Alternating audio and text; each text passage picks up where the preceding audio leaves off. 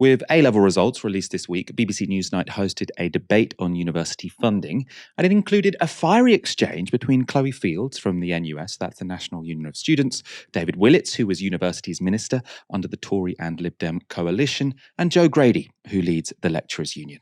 Why should you have to have the money to be able to access higher education? You don't have to have the money up front. If you look at the rents, how high rents are right now, you're still getting loads of debt that you end up having to pay off. And let's just be honest, the problem isn't always just paying the tuition fees, the debt. It's about the whole system, putting pound signs over students. We're seeing it's not working. It needs radical change. Lord Willits. I'd just like to correct this really dangerous idea that somehow a debt is like a bank overdraft. It's money that students have to pay. It is not like the so-called debt is not like a credit card debt or an overdraft or a mortgage. What it says is if you are earning above £25,000 a year, through income tax, you'll pay an extra 9% rate. So if you're earning £35,000 a year, you'll be paying about, which is £3,000 a month, you'll be paying about £75 to £80 a month. This is not like the American debt. Sure. I want to hear from Charlie because I promised him. Then Joe, then Eden. It's easy for you to sit and lecture somebody when you didn't have to go through the exact system that she's talking to you about. And I think what you should do, as someone who helped introduce the system that Chloe is saying is putting working class people off studying, is listen to her, not lecture her about an experience that you have not been. It's very strange to hear sort of a former universities minister and someone who was, the architect of the current system we have. So it was under the coalition that fees went up from £3,000 a year to £9,000 a year, sort of say this is a so-called debt. He's right. It's not like a mortgage. It's not like a credit card overdraft or a credit card bill, because it can't make you bankrupt, right? You can't go and get your student loan and then find that later in life, well, I suppose with a mortgage, it's a mortgage, they take back your house. They can't take back your degree if you don't pay it back. And you won't find yourself becoming bankrupt because you have to pay these sort of ever-increasing fees. What it is a marginal tax rate for people who haven't yet paid back their debt. And that's what's key here, right? Because if you're very wealthy and you can pay it all up front, you can pay your debt off very quickly. You will pay less interest because you paid it off quickly. Whereas if you have less money, you're going to be paying it for a long time. And what I find interesting here is just you've got this Tory lord, right, conservative lord, who is sort of saying, oh, it's only an extra 9% on your income tax. Now, this is a conservative minister, right? These are the people who say we can't possibly increase income tax.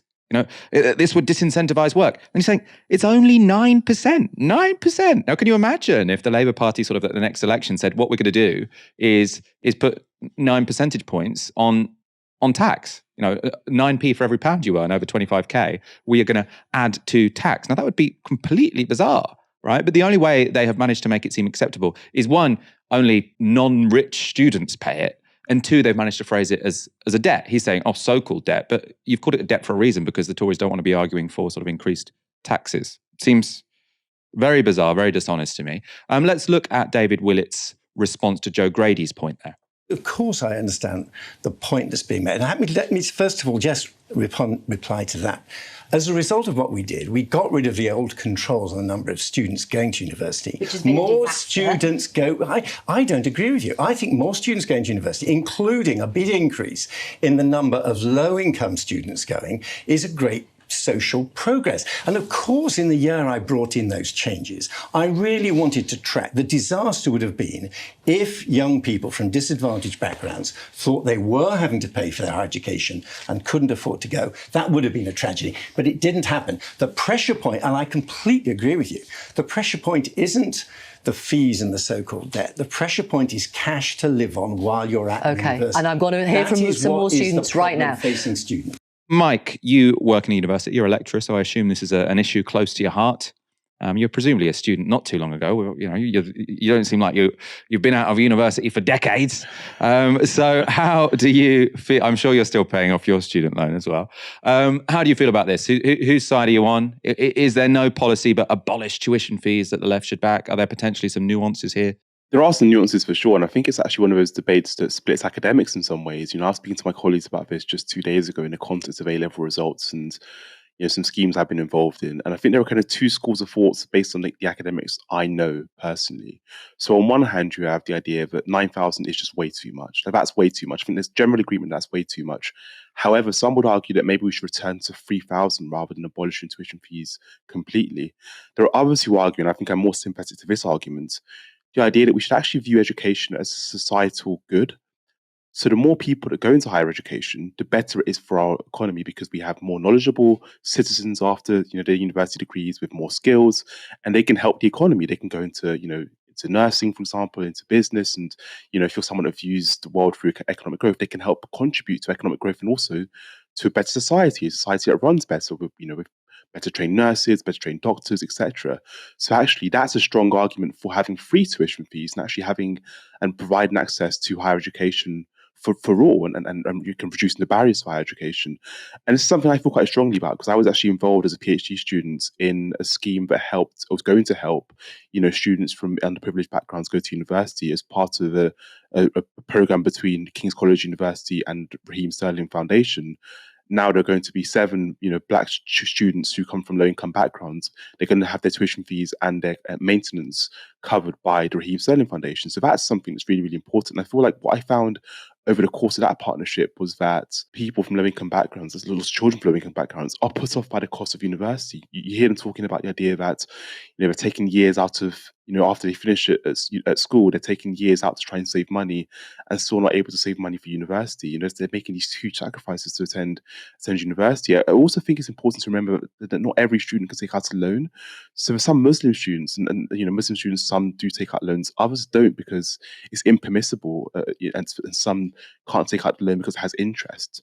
So that's impermissible for some. So you're actually locking off and restricting access to university for some people. So I do take the point where there is some nuance. I definitely think there is some nuance. And whenever I speak to my colleagues about this, there's loads of debates and back and forth, healthy debates, and it goes back and forth. But I do think we should really view education, higher education, as a societal good that benefits us all in the long term. In the long term, we will benefit from that child who goes to university at 18 and ends up becoming a nurse. That'll be a net positive for us in society. So I think we should, really change the way we view higher education, so we can have access for all to higher education. Yeah, I was thinking about this today, in terms of the point that Joe Grady was making to David Willett. She was saying, look, you didn't pay for your education, so why are you now lecturing this current student and sort of explaining why her concerns are wrong?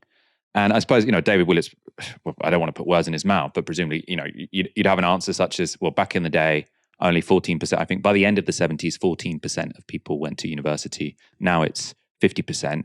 And so while it might have been affordable then, it's not affordable now. The problem with that argument is it cuts across another argument against getting rid of tuition fees, which is to say, if we were to have free tuition, that would only benefit the relatively well-off, and it's making the underprivileged subsidize the privileged. Now, obviously, if you're going to go with that argument now, it's weaker now than it was in the 1970s, because in the 1970s, people were really subsidizing the elite, the top 14%. Now, they're only subsidizing the top 50%. Now, obviously, it's not as clear-cut as the top 50% of the people who went to university, but it's going to be, people who go to university are going to be proportionately better off than people who don't. Of course, there's also, I think here, free tuition, loads of good arguments for it. I'd like it. A graduate tax also more fair than the current system, right? Because then what you would have is wealthy people. It's not that they can sort of pay off their loan really quickly, and it's only poorer students who end up paying this 9% marginal rate for the rest of their lives. You could have a graduate tax on everyone, or everyone that went to university, so 50% of the population. It was like 1 or 2p. I don't know, I haven't done the maths, but you can imagine it being a lot lower than 9 percentage points. And then the wealthy people, they'd be paying it throughout their whole working lives, which would, put money into the system, which at the moment we're sort of having to lean on lower income students who are going to be paying this 9% marginal tax for their whole life, which is a huge amount of money. You're not going to go bankrupt from that, but it is going to make it much harder. Well, it's pretty much impossible to get a deposit for a house anyway, but it's going to make it much harder to pay for the cost of living in a cost of living crisis. And that's 9%. I do find it quite astonishing the way David Willett it's only a 9% marginal increase on your income. Like, that is such an anti-Tory argument.